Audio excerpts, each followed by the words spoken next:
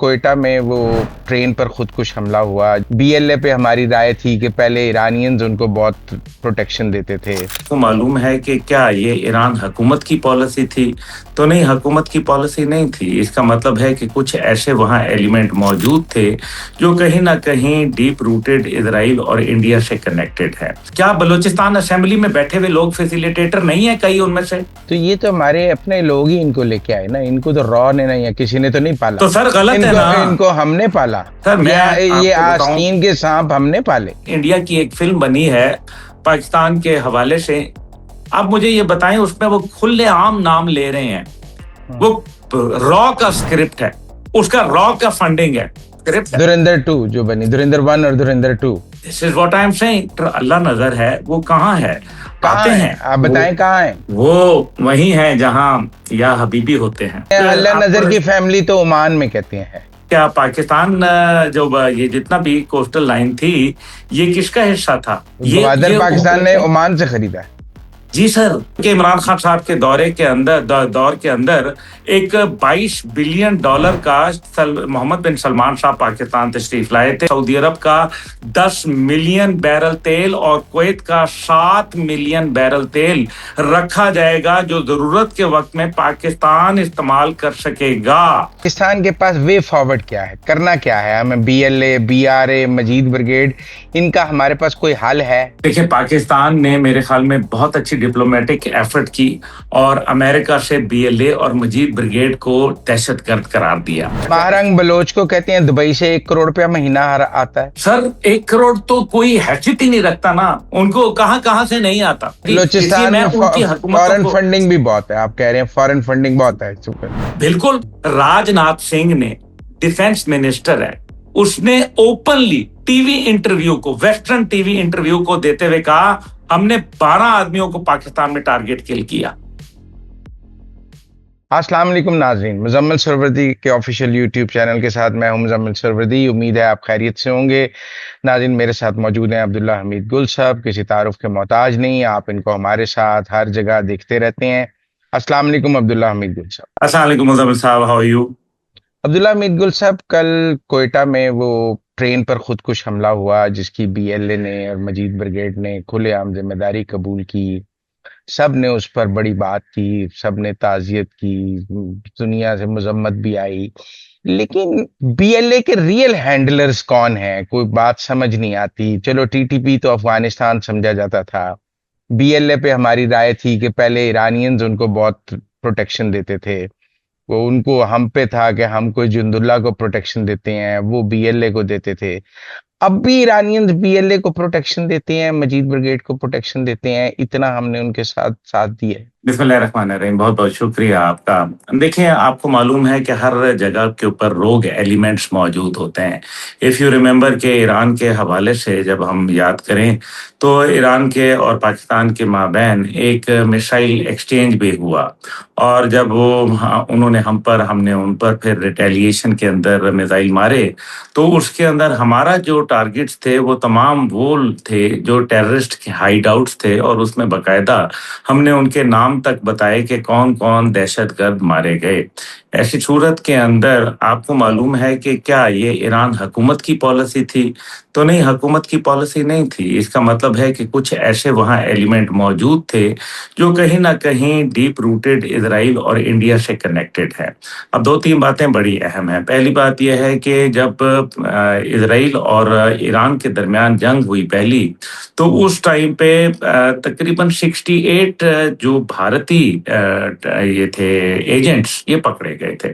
تو بھارت کے ایجنٹ کیوں پکڑے گئے تھے؟ What were they doing over their? پکڑے جانے چاہیے تھے تو پاکستانی ایجنٹ پکڑے جانے چاہیے تھے کہ چلے جی پاکستان کے ساتھ، یا کوئی ایسے سعودی عرب کے ایجنٹ پکڑے جانے چاہیے تھے. یہ بھارت کے ایجنٹ اور ان کا انٹرسٹ کیا ہے؟ دس از نمبر 1.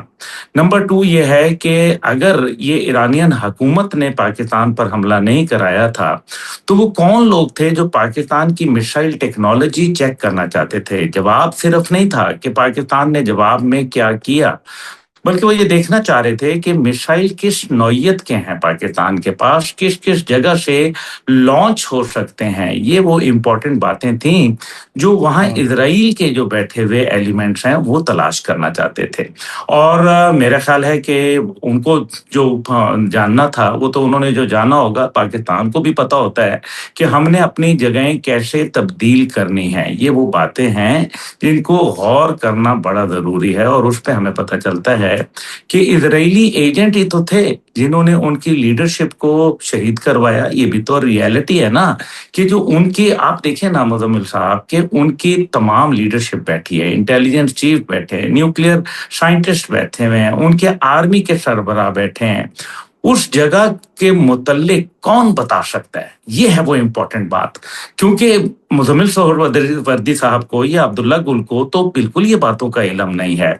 आम आदमी जो नीचे बैठा हुआ है या कोई लो लेवल का ऑफिसर है, वो तो उसके फहमो गुमान में भी नहीं है कि इतनी हाई प्रोफाइल मीटिंग हो रही है। तो फिर then who is the black sheep? This means that the black sheep is eight a very higher position.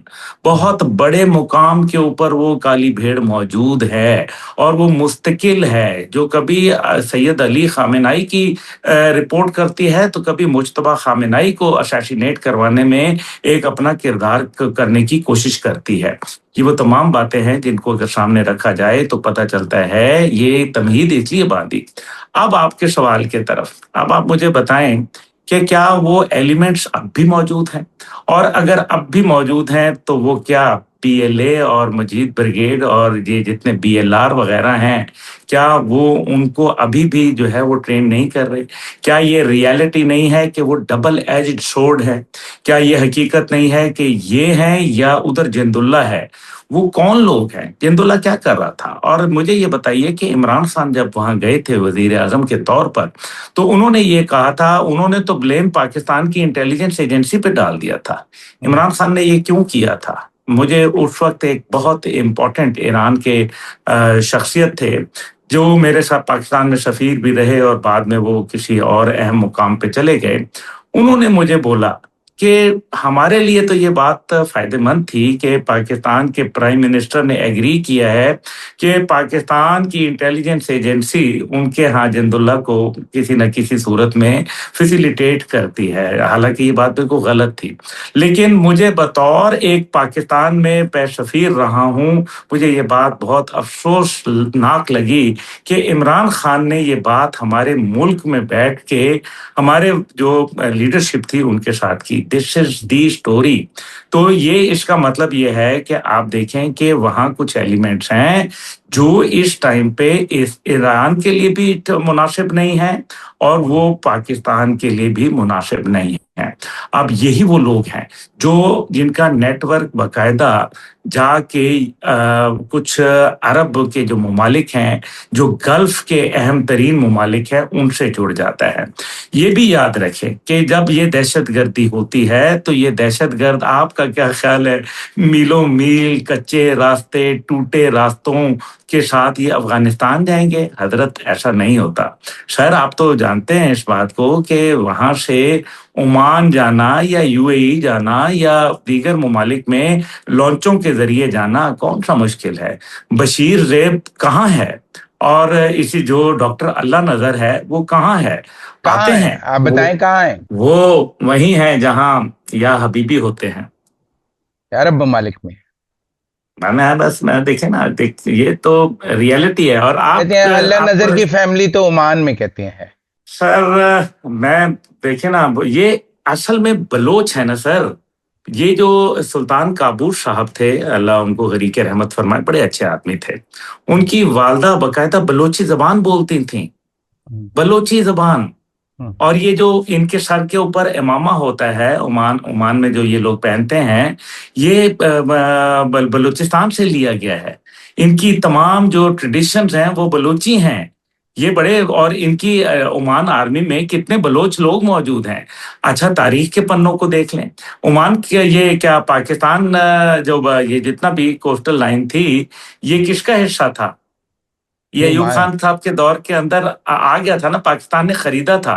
जी। ये गवादर पाकिस्तान ने ओमान से खरीदा है। जी सर, ये समझे। ओमान से खरीदा था।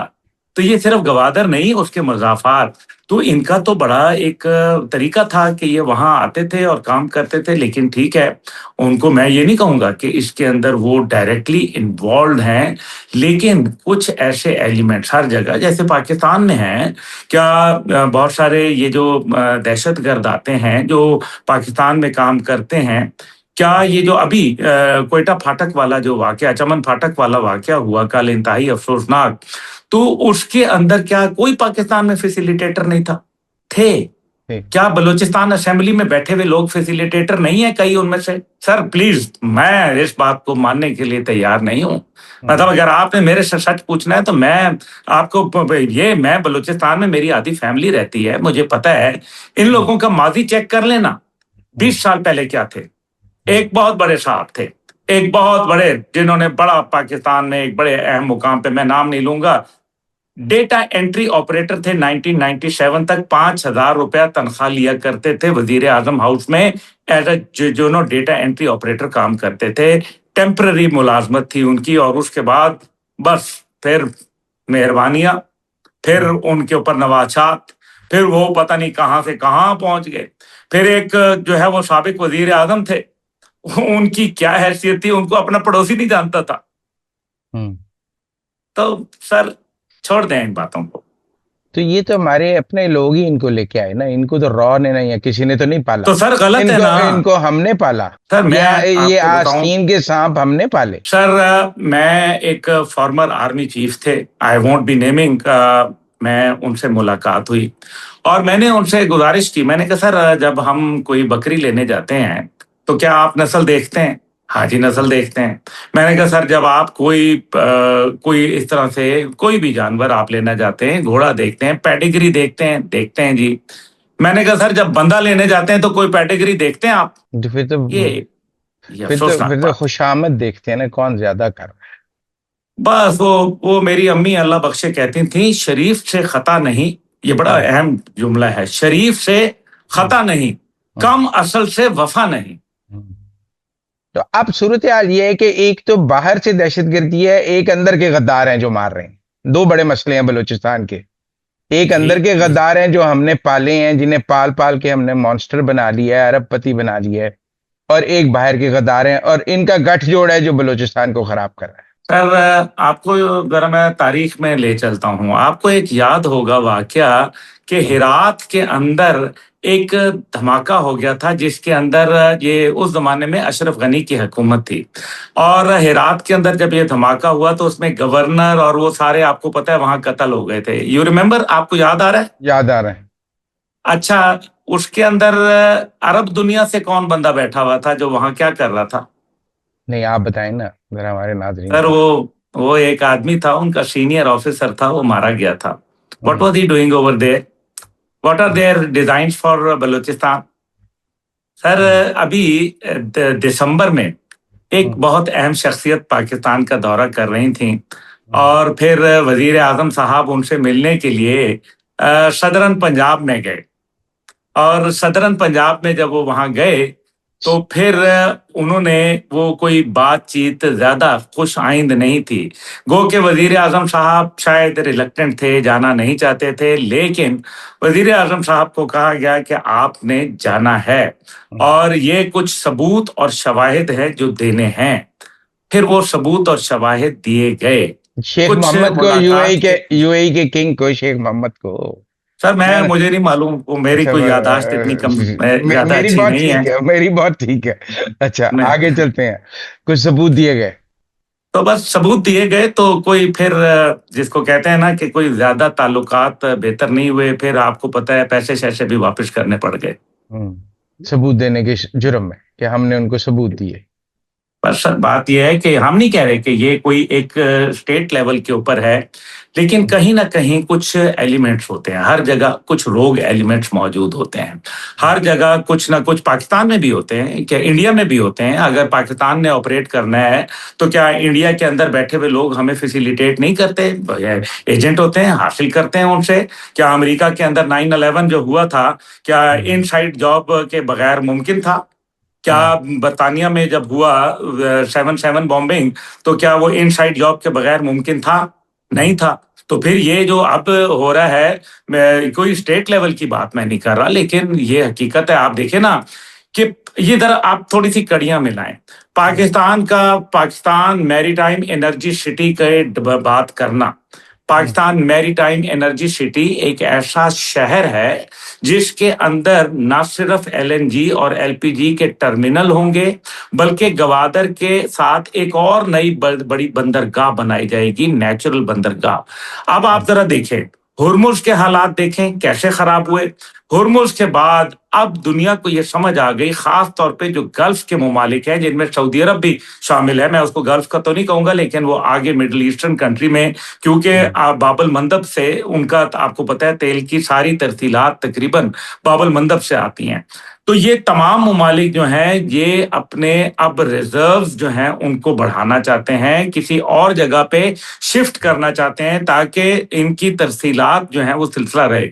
یو ریممبر کہ عمران خان صاحب کے دور کے اندر ایک $22 بلین کا محمد بن سلمان صاحب پاکستان تشریف لائے تھے، وزیر اعظم نے ان کی گاڑی ڈرائیو کی تھی، ڈرائیو کر کے اکیلے بیٹھے تھے دونوں، اکیلے 45 منٹ گاڑی چلائی گئی تھی اور اسلام آباد میں وزیر اعظم ہاؤس کے اندر رہے تھے. پہلے انہوں نے رہنا تھا سرینا ہوٹل کے اندر، اس کے بعد ان کے لیے اسپیشل تزئین و آرائش کی گئی 2 دنوں کے اندر اور ان کو وزیر اعظم ہاؤس میں ٹھہرایا گیا. کیوں ٹھہرایا گیا تھا؟ یہ بڑی امپورٹنٹ بات ہے.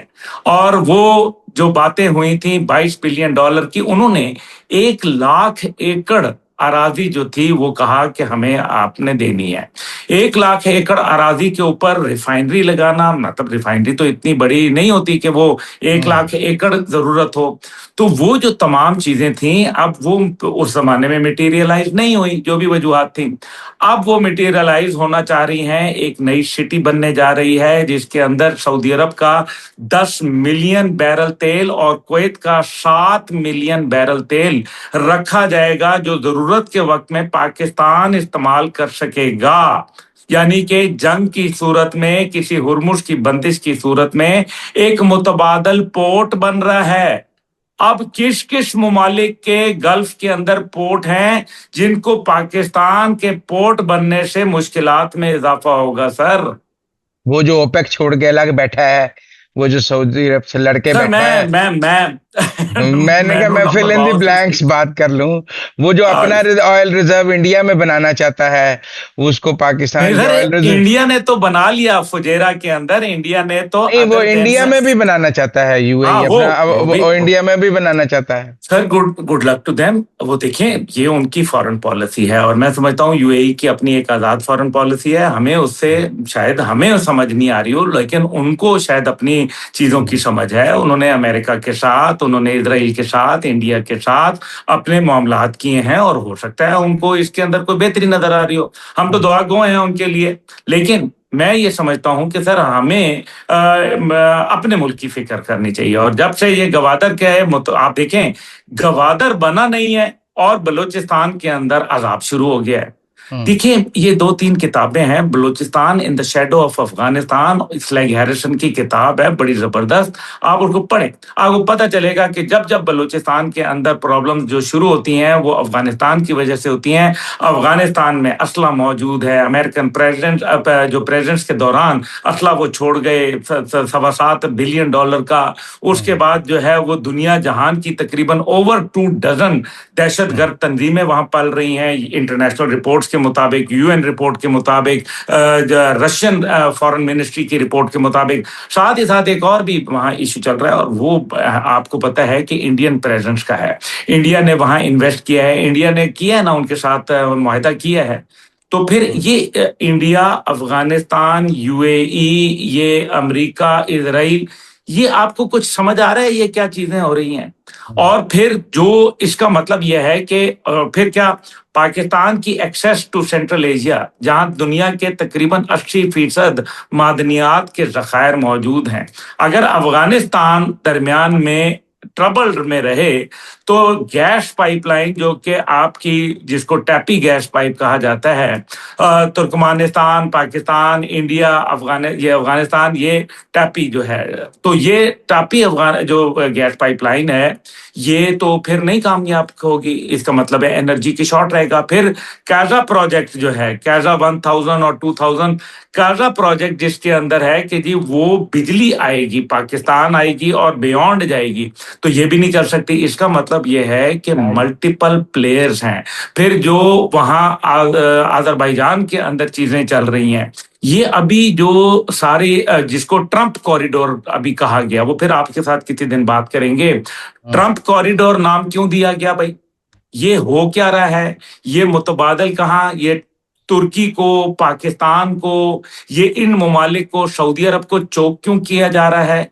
तो ये सारी चीजें जो है ना, ये एक ग्रेटर गेम के अंदर आती हैं, जिसके अंदर हुकूमतें मैटर नहीं करती, बल्कि इंडिविजुअल्स को इस्तेमाल किया जाता है, उनके पैसे को इस्तेमाल किया जाता है, उनके सोर्सेज को इस्तेमाल किया जाता है। अब पाकिस्तान के पास वे फॉरवर्ड क्या है, करना क्या है? हमें बीएलए, बीआरए, मजीद ब्रिगेड, इनका हमारे पास कोई हल है? देखिए, पाकिस्तान ने मेरे ख्याल में बहुत अच्छी डिप्लोमेटिक एफर्ट की और अमेरिका से बीएलए और मजीद ब्रिगेड को दहशतगर्द करार दिया।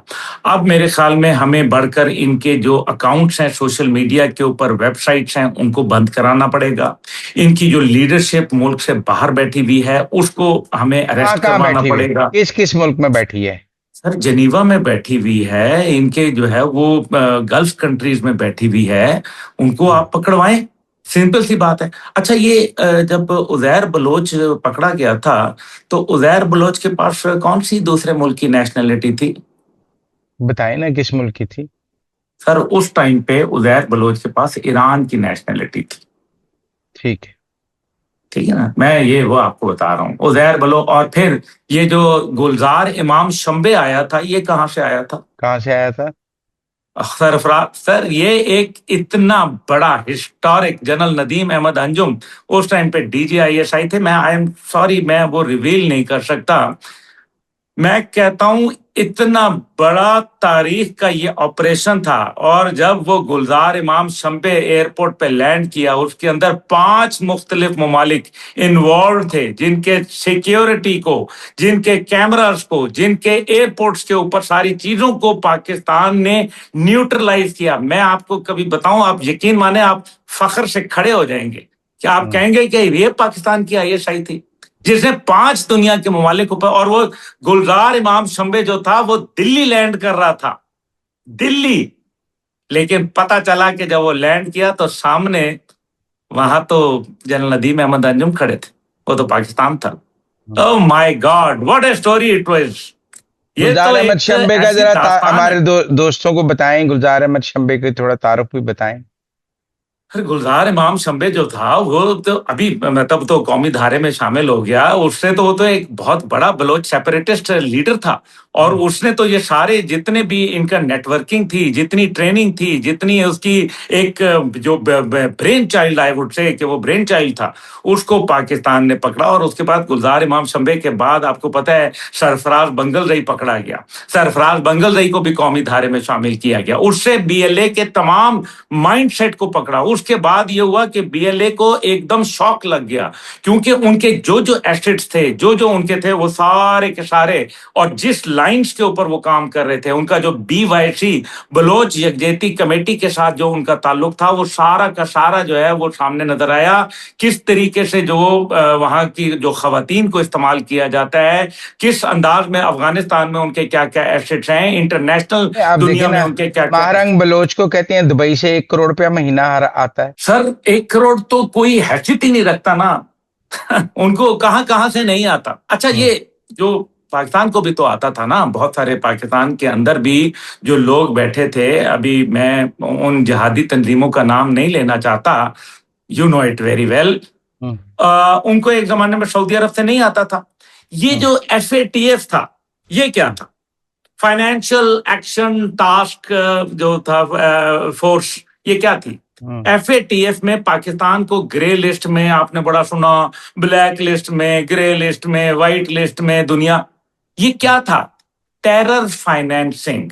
यानी कि उन तंजीमों को भारत ने क्या किया कि वो तमाम जो तंजीमें थीं जिनको भारत दहशतगर्द कहता था और पाकिस्तानी उनको जिहादी तंजीमें कहते थे, ये वो तमाम तंजीमें थीं जो कि पाकिस्तान के लिए तो बहुत फायदेमंद थी और जो हिंदुस्तान के लिए बहुत नुकसानदेह थी। अब मसला यहाँ ये आया कि इनको जब अरब दुनिया से मुख्तलिफ जगह से लोग पैसे भेजते थे, वेलफेयर के नाम पे देते थे, कश्मीर के नाम पे देते थे, बाकी चीजों के नाम पे इनको पैसा दिया जाता था। इनके बहुत बड़े बड़े सेंटर्स थे जो यहाँ पाकिस्तान के अंदर आज भी चल रहे हैं, जिनको फिर बाद में टेक ओवर कर लिया गवर्नमेंट ने, और ये तमाम जो थे पैसा आया करता था। उसमें तो ये मैं गुजारिश हाफिज सईद साहब को टेरर फाइनेंसिंग में सजा हुई है ना, फैटफ में। उनके और तो लोगों को भी सजाएं हुई हैं, उसी में फैटफ में ही सजाएं हुई हैं, और उन्होंने कोई पाकिस्तान में तो कोई जुर्म नहीं किया हुआ। कोई जुर्म नहीं किया हुआ। तो देखे ना सर, बात यही है कि लोग देते थे ना पैसा, इसलिए क्या क्या ये सऊदी हुकूमत का या गल्फ ममालिक की हुकूमतों का फैसला था? नहीं, ऐसा तो नहीं है, आज बलोचों को इंडिविजुअल पैसे था, मिल रहे हैं। इंडिविजुअल थे। अब आप देखें, अब मुजम्मिल सहरवर्दी साहब को कौन रोक सकता है कि वो मेरे बेटे को जो है वो कहें कि जी ठीक है, मैं आपके बेटे को पैसे भिजवा रहा हूँ, वही मैं उनका अंकल हूं या मैं वैसे ही हूं, या लेट्स से कि ये अभी बलूचिस्तान में जो फैमिलीज जिनकी मतलब ग्रीव्ड फैमिलीज हैं, जिनके नुकसान हुआ, अगर मुजम्मिल साहब या अब्दुल्ला गुल पैसे भेजना चाहता है इनको, तो कौन रोक सकता है? आप मुझे बताएं। ये तो एक इंडिविजुअल है। क्या ये हुकूमत का फैसला है? तो हुकूमत का तो नहीं है ना जी, इसलिए बलूचिस्तान मैं में उनकी हुकूमतों फॉरेन को फंडिंग भी बहुत है, आप कह रहे हैं फॉरेन फंडिंग बहुत है सुपर। बिल्कुल फॉरेन फंडिंग है। पाकिस्तान का न्यूक्लियर प्रोग्राम कैसे बना था सर? आप मुझे बताएं कि वो शाह फैसल शहीद को किस चीज की सजा मिली थी? पाकिस्तान के न्यूक्लियर प्रोग्राम की मदद करने की सजा मिली। है रिवाज सर। देखे ना बात, तो फिर आप देखे ना, आज बड़ी आपके साथ, आप तो मेरे, आप मुझ मरवाएंगे आज। नहीं। अच्छा नहीं, अब एक तो इनका फॉरेन बीएलए बीआरए और मजीद ब्रिगेड का फॉरेन फंडिंग नेटवर्क है, और इनकी फॉरेन प्रोटेक्शन है जिसको पाकिस्तान को खत्म करना होगा, और कोई अफगानिस्तान में स्ट्राइक्स करनी होंगी। पिछले दिनों बशीर जेब की अफगानिस्तान के गवर्नर के साथ फोटो भी आई थी कि वो गवर्नर हाउस में बैठा हुआ था। तो कभी ओमान चला जाता है, कभी यूएई चला जाता है, कभी अफगानिस्तान आ जाता है, चलता फिरता रहता सर जी, बात सिंपल सी है। पहली बात यह है कि फॉरेन फंडिंग का जो आपने लफ्ज इस्तेमाल किया, हम जब फॉरेन फंडिंग की बात सोचते हैं तो हमें फौरन ख्याल आता है हुकूमती सतह पर। मैं कंप्लीटली रिजेक्ट करता हूं, हुकूमती सतह पर नहीं हो रहा, इंडिविजुअल सतह के ऊपर। आप देखें, बलोच कौम है, मुख्तलिफ जगह पे बैठी है, बड़े बड़े वेल ऑफ लोग हैं, वो दे रहे हैं। वो वहां इकट्ठे करके कोई एक भेज देता है, इकट्ठा आपने चैरिटी भी का। 1 करोड़ रुपए का जिक्र किया। आप मुझे बताएं, 1 करोड़ की अगर लेट से कि हम इसको कहें कि जी वो दिरहम के अंदर आ रहा है, 1 करोड़ रुपए की हैसियत क्या है दिरहम में? 1.25 लाख दिरहम। तो 1.25 लाख दिरहम सर। हम, आप तो खुद पूरी दुनिया में फिरते हैं माशाल्लाह, आपके इतने आपके वेल विशर्स बैठे हुए हैं, आपके फैंस बैठे हुए हैं। आप मुझे बताएं कि उनके लिए 1.25 लाख दिरहम क्या चीज है? वो तो शायद उनके हाथों का मैल भी नहीं है। तो ये तो चलें एक बात। अब आपने पूछा दरमियान में बशीर ज़ेब की तस्वीर का, मैंने खुद बताया, अपने हाई अप्स को बताया, पाकिस्तान में जो कौमी सलामती के लोग हैं उनको मैंने गुजारिश की कि बशीर ज़ेब बाकायदा उस टाइम पे जो वासिक है, जो इंटेलिजेंस सरबराह था इनका अफगानिस्तान का, उसके एक सेफ हाउस में वजीर अकबर खान, जो एक जगह इलाका का नाम है काबुल के अंदर, वहां बैठा हुआ है, और वो रात को वहीं मौजूद है, और वो सुबह तक जो है वो वहां शायद ना हो, या कोई पता नहीं है, क्योंकि ये दिन में 4 ठिकाने तब्दील करते हैं, सुबह कहीं होते हैं, रात कहीं होते हैं, फलाना कहीं होते हैं। उसके बाद ये सारी चीज मैंने बताई बकायदा, कंफर्म न्यूज हो गई कि हाँ वाकई वहां था। लेकिन जब अगले दिन हम पहुंचे वहां, तो उस टाइम तक वो वहां से जा चुका था। तो ये अफगान इंटेलिजेंस चीफ के सेफ हाउस में क्या कर रहा था? What was he doing? और क्या ये जो इनके जितने भी चलते हैं, ये वहां बुलेट प्रूफ गाड़ियां और इनके एंटोराज चलते हैं, सिक्योरिटी कॉर्डन दिए जाते हैं, कौन दे रहा है? I am totally in alignment with you. کہ ہمیں ڈیپ سٹرائکس کرنی ہوں گی. یہ جو اڑمچی کے اندر مذاکرات کے بعد ہوئی، انہوں نے تو مذاق بنا لیا. پاکستان نے اس کے اوپر پھر جو پریمپٹو سٹرائک ڈاکٹرن تھی اس کو تھوڑی دیر ہالٹ کر لیا. پاکستان نے کہا، کیونکہ کچھ لوگوں نے یہ کہا کہ جناب اڑمچی کے اندر انہوں نے تو لکھ کے دے رہے ہیں کہ وہ تیار ہو گئے ہیں، وہ ابھی ٹی ٹی پی کو سپورٹ نہیں کریں گے. نہیں مانیں گے، وہ ان کی آئیڈیالوجی ہے، وہ آئیڈیالوجیکل فرینڈ ہیں ایک دوسرے کے ساتھ. آپ کیسی بات کر رہے ہیں کہ وہ اب جو ہے وہ ان سے دور ہو گئے ہیں؟ یہ ٹی ٹی پی ہو گئی، ٹی ٹی اے ہو گئی، یہ ایک ذہنیت کے لوگ ہیں. اس لیے ان کا ہمیں یہی کام کرنا چاہیے. جب تک کہ ہم ان کو وہاں اندر جائیں گے اور ان کو انگیج رکھیں گے تب تک وہ ہمارے ملک پر نہیں آئیں گے. آپ مجھے اس کا جواب دیں. ابھی یہ جو کل ہوا بلوچستان کے اندر، جعفر ایکسپریس 2 ہوا یا نہیں ہوا؟ ایم آئی رانگ اور رائٹ؟ رائٹ، بالکل جعفر ایکسپریس 2 ہوا. اب آپ جب تک مطلب سر دیکھیں نا، میں کیا، میرے والد جنرل حمید گل کا ایک فارمولا تھا، اپنے سرحدوں سے باہر لے جاؤ جنگ کو، نہیں ہے تو یہ آپ کے گھر میں گھس جائے گی. اور وہی ہوا. مجھے انڈین بریگیڈیئر جو ابھی اس ٹائم پہ جنرل دیویدی کے ساتھ آپ نے دیکھا ہوگا، جو ابھی جب جنرل دیویدی نے دھمکی شمکی لگائی پاکستان کے، عجیب و غریب جو باتیں کی کہ جی ہم پاکستان کو جو ہے وہ جغرافیہ ختم کر دیں گے، تو پیچھے جو سکھ جنرل کھڑا تھا نا، اس کا نام ہے سنجے. وہ پاکستان میں بطور ڈیفینس اٹیچی رہ چکا ہے. بڑا اچھا ویسے بندہ تھا ذاتی طور پہ، اور بڑا اپرائٹ آدمی تھا، بڑا پڑھا لکھا آدمی تھا. اس نے مجھے ملا اور مجھے سلوٹ کیا. تو میں نے کہا بریگیڈ صاحب آپ مجھے کیسے سلوٹ کر سکتے ہیں؟ اس نے کہا جی میں آپ کو نہیں سلوٹ کر رہا، میں آپ کے والد کو سلوٹ کر رہا ہوں. میں نے کہا اچھا وہ کیسے کہتے ہیں؟ ہم تو ان کے شاگرد ہیں. میں نے کہا اچھا، میں نے تنظیم کہا، میں نے کہا اچھا آپ کب سے شاگرد بن گئے؟ تو کہنے لگا کہ انہوں نے کہا تھا نا اپنی جنگ باہر لے جاؤ. ہن دیکھو سر اساں جنگ باہر لے گئے نا، اینڈ ہی لافٹ. اب مجھے یہ بتائیں ہم نے اس کا اوپر کیا کیا؟ مذمت. آپ جب تک قلعہ بند ہو کے لڑیں گے یہ آپ کو اندر ہی گھس گھس کے ماریں گے. یہی کہتے ہیں نا ہم گھس کے ماریں گے. راج ناتھ سنگھ نے ڈیفینس منسٹر ہے، اس نے اوپنلی ٹی وی انٹرویو کو، ویسٹرن ٹی وی انٹرویو کو دیتے ہوئے کہا ہم نے 12 آدمیوں کو پاکستان میں ٹارگٹ کل کیا. ابھی یہ جو وہاں مظفر آباد کے اندر جن کو شہید کیا گیا، ٹارگٹ کل نہیں ہے تو اور کیا ہے؟ مجھے یہ بتائیں. پچھلے دن لاہور میں حمزہ صاحب کو بھی نشانہ بنایا گیا، وہ بچ گئے. بالکل، امیر حمزہ صاحب کو نشانہ بنایا گیا. جماعت و دعویٰ سے تعلق ان کا ہے. اور پھر حافظ سعید صاحب کے اوپر جب آپ کو پتا ہے ان کے وہاں ماڈل ٹاؤن کہہ رہا ہوں، وہ جوہر ٹاؤن کی طرف ان کو جو ہے ان کے اوپر کتنا بڑا وہ بلاسٹ تھا. یہ دیکھیں جو آپ کو اب جب تک کہ آپ پریمپٹیو میئرز پہ نہیں جائیں گے، آپ قلعہ بند ہو کے لڑتے رہیں گے، یہ مارتے چلے جائیں گے، یہ اندر گھستے چلے جائیں گے. اچھا مارنے کے لیے کیا کیا چیزیں، انگریڈینٹس کیا کیا چیزیں چاہیے؟ اس کے لیے جو اجزاء چاہیے وہ پیسہ چاہیے، وہ ایسے لوگ چاہیے جن کا آگے کوئی والی وارث نہ ہو. ان کو وہ کیا کرتے ہیں کہ وہ پاکستان آرمی کے جا کے ڈیپوز کے اوپر اٹیک کرتے ہیں، وہاں سے 2-4 رائفلیں وہاں سے ان کو مل ہی جاتی ہیں، ظاہر ہے کچھ نہ کچھ تو ان کو مل جاتا ہے. پھر یہ وہی رائفلز کو استعمال کرتے ہیں تاکہ ان کے اوپر یہ نہ الزام لگ جائے کہ جی یہ اب یہ تمام امریکن اسلحہ استعمال کر رہے ہیں. یہ ایک پورا فریم ورک ہے. ابھی یہ جو انڈیا کی ایک فلم بنی ہے پاکستان کے حوالے سے، اب مجھے یہ بتائیں اس میں وہ کھلے عام نام لے رہے ہیں، وہ را کا اسکرپٹ ہے، اس کا را کا فنڈنگ ہے. میں مان ہی نہیں سکتا کہ یہ انڈین نے کسی نے لکھی ہے، یہ را کا اسکرپٹ ہے. دھرندر 2 جو بنی، دھرندر 1 اور دھرندر 2. This is what I am saying. تو آپ مجھے یہ بتائیں کہ یہ جو اچانک فلمیں بن رہی ہیں ان کا مقصد کیا ہے؟ یہ کیا کرنا چاہ رہے ہیں؟ اور وہ دیکھیں آپ ان کو بلوچستان کے ساتھ جس طرح سے وہ ریلیٹ کر رہے ہیں.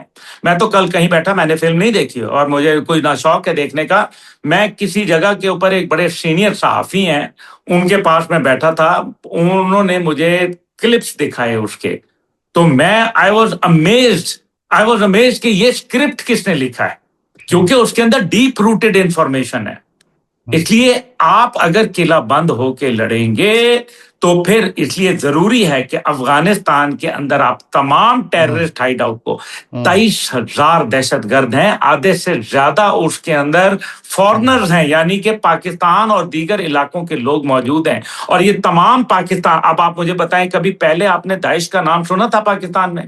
اب दाइश की बातें हो रही हैं कि वो पाकिस्तान के अंदर मौजूद है, ISKP की बातें हो रही हैं, इस्लामिक वो जो फिर ISIS की बातें हो रही हैं कि वो पाकिस्तान के अंदर इन्वॉल्व है। पहले कभी था ये जानबूझ के किया जा रहा है ताकि ये तमाम टेररिस्ट ऑर्गेनाइजेशन जो इंटरनेशनल लेवल की ऑर्गेनाइजेशन हैं, जब उनकी प्रेजेंस पाकिस्तान में होगी तो फिर एक बहाना बन जाएगा एलाइड फोर्सेस को कि हम ज्वाइंट ऑपरेशन करेंगे। ये है वो चक्कर, इससे बचना चाहिए हमें। बहुत शुक्रिया अब्दुल्ला हमीद गुल साहब हमारे साथ बात करने का। It was pleasure talking to you. उम्मीद है थैंक यू नाज़रीन को सर। ये इन्फॉर्मेशन पसंद आई होगी। Thank you very much. Thank you sir.